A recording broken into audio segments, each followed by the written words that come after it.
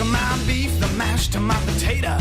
375 gramos de harina, 20 gramos de azúcar, una pieza de huevo, 50 mililitros de leche tibia, 4 gramos de levadura,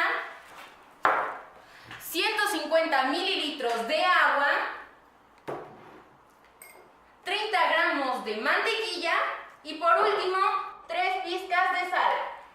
The extra cheese on my burrito, you're the cream. Y bueno, ahora es momento de agregar todos nuestros ingredientes y mezclarlo hasta que nos quede una masa muy fácil de manejar.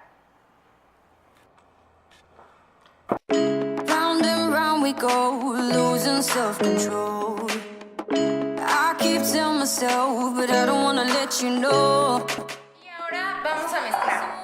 We become strangers on the run, looking for something, chasing the sun.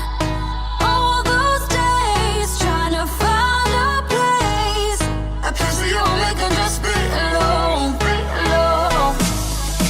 All those nights lying by your side.